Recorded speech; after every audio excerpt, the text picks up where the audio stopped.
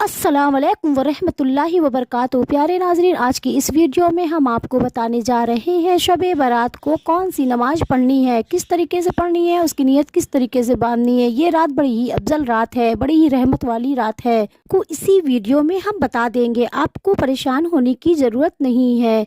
चलिए फिर वीडियो शुरू करते हैं। सबसे पहले शब-ए बारात की रात को आपको ये नफिल नमाज पढ़नी है, 4 रिकात नफिल नमाज। इसके फजीलत और बेशुमार हैं।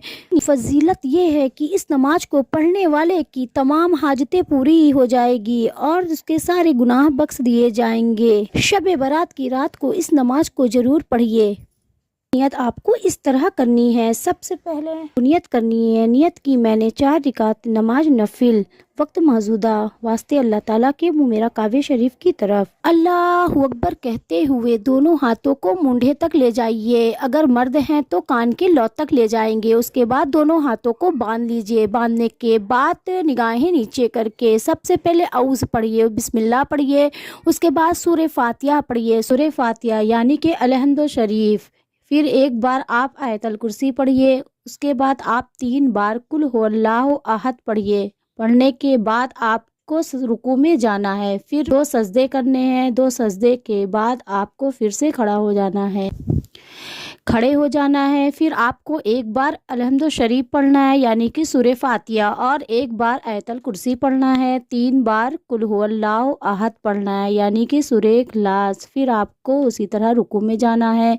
2 सजदे करने हैं। सजदे करना है। 2 सजदे के बाद आपको कायदे में बैठ जाना है। बैठ के आपको अत्तहियात पढ़ना है। अत्तहियात पढ़ने के बाद फौरन आपको खड़े हो जाना है तीसरी रिकात के लिए।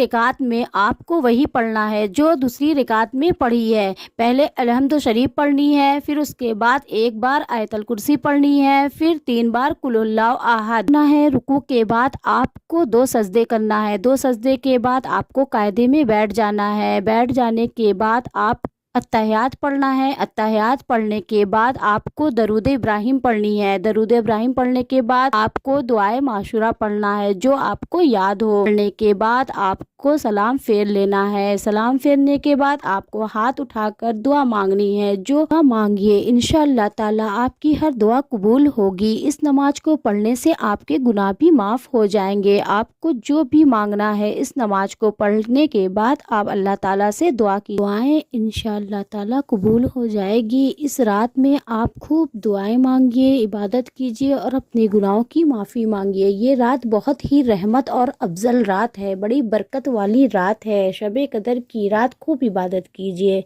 इस रात में आप ये 4 रिकात नमाज ज़रूर पढ़िएगा। इस नमाज को पढ़ने वाले का सारा गुनाह माफ़ कर दिए जाते हैं और उनकी दुआएं भी कबूल होती है।